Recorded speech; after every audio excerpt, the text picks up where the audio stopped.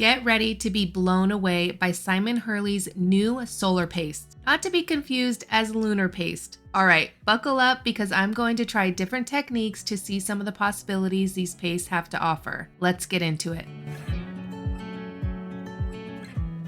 All right, so first thing I'm going to do is just take a little bit and place it on the white cardstock so you could see the shine. And then I'm going to do the same thing on the black cardstock. That's so pretty. And this color is Cross My Heart. Look at that. And that's just like a subtle shine. I don't know if that's going to show up on camera or not. All right, this next color is Overheated. So pretty. So this is a pink, this one's red, Golden Hour. I am loving these on the black for sure. Right. This one's Crocodile Tears. And this one is Beluga. Oh, that one's pretty. And this one is Royal Flush. Wow, look at the color on those on this black cardstock. That's insane. All right, you can probably see a little bit on the white cardstock, definitely very subtle. These would be great on white cardstock for that extra little something in the background of a card. That's just crazy to me. I love these on black cardstock. All right, so I'm going to set these aside to dry. I think I'm just going to work on the black cardstock for now, just because it's just amazing. All right, so I'm going to take a little bit of each color and we're going to cover this black cardstock with it. And then what I want to do is I am going to emboss it with a 3D embossing folder, and then I'll sand off some of the raised areas and see what that looks like. I think it's going to look amazing. All right, so I'm gonna take this and look at that. I want to get it a little bit lighter on here. Let's see if I can scrape. Oh my gosh, look at that. That's just crazy. All right, I'm gonna bring in another piece of paper because I don't want to waste it. So I'm going to and then shift down a little bit to maybe get a better blend and then go back up. Yeah, that's perfect. And I still have a lot more on here. All right, I think that's gonna just intensify once it starts drying more. I'm gonna take this one and add a little bit more color to it.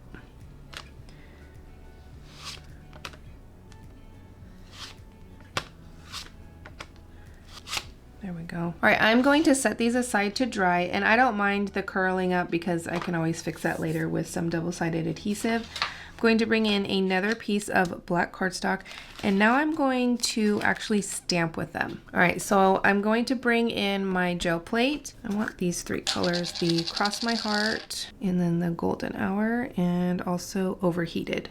All right, I'm just going to brayer this out just a little bit. I'll probably get some mix of colors, which is fine. But all right, I just picked some stamps from my stash. Just going to place it in here. I might move this over just a little bit so I can get that in here as well. All right, and we're just going to, sorry for my silence. I'm just amazed. This stuff is so cool. You get that color on the black, but it's also pretty subtle. The shine is pretty subtle.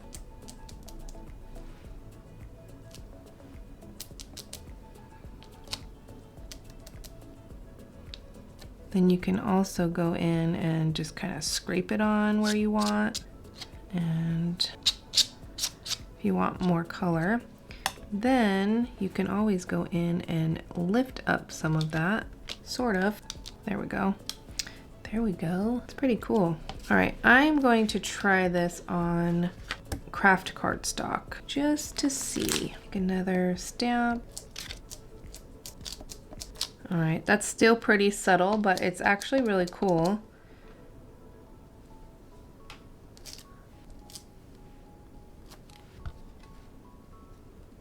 And I'm using my gel plate for the paste so that I can hopefully get it to not dry up as fast. All right, let me add just a little bit of water to this plate here.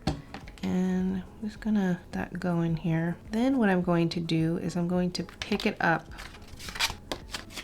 just like that. And then I'm just playing here. No plan.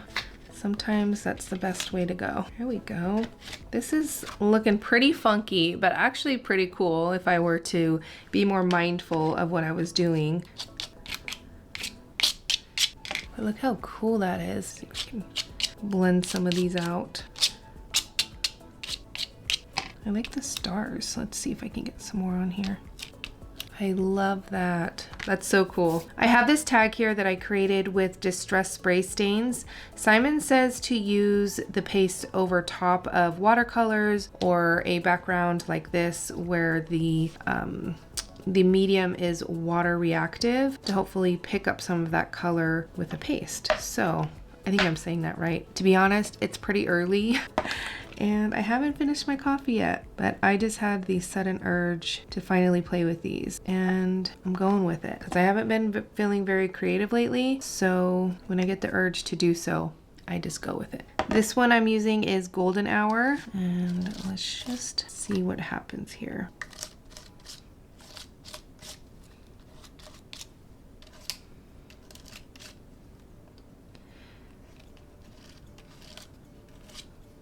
All right, I'm not gonna put it all over just because I don't really like that look too much. When everything's perfect. Lift that up. Oh, that actually kind of looks pretty cool. It's like that. And then what I like to do is when I use paste, I like to smooth out some of the edges so that it's not perfect. There we go.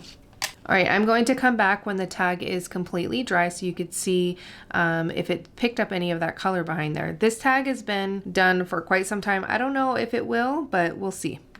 We're testing out today. We're just kind of being creative. This is what it's all about, right? Experimenting and trying. After the paste dried on this cardstock, I ran it through my die cutting machine with this 3D embossing folder from Sizzix. And what I'm gonna do with this one is I'm going to sand off some of the raised areas to see what we get. All right, so I have two options here for sanding off the raised areas.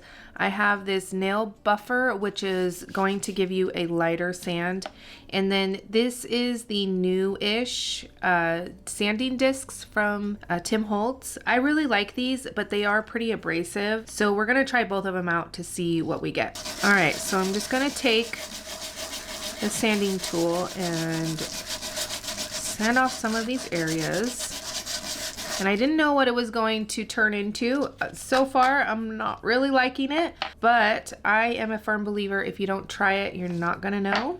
This could have been really cool. And then now I'm going to use the nail buffer to see what we get. All right, I'm gonna get all of the excess off because it's a little dusty here. Not really a huge fan. It looks like I messed up in some way. Yeah.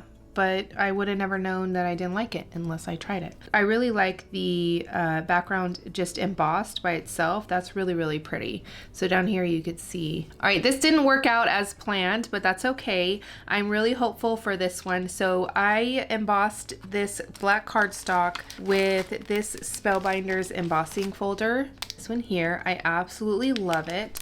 And I actually think it's supposed to go this way, if I'm not mistaken, but I like it this way, so you could see the raised areas. And I've done this before with the original Lunar paste and it looks amazing. I'm just gonna take some of this overheated and just a little bit on my finger here, just over top, just like that. It's going to be very subtle.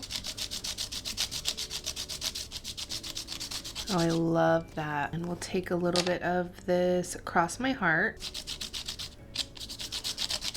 And just, I like to dab some of it off. I'm trying not to get too many clumps on here. So, perfect. Look at that. Not a lot of difference to be, well, there is a little bit of a difference, but not too much between these two colors, but doesn't that look amazing? I absolutely love that. This embossing folder is one of my new favorites. I love it so much.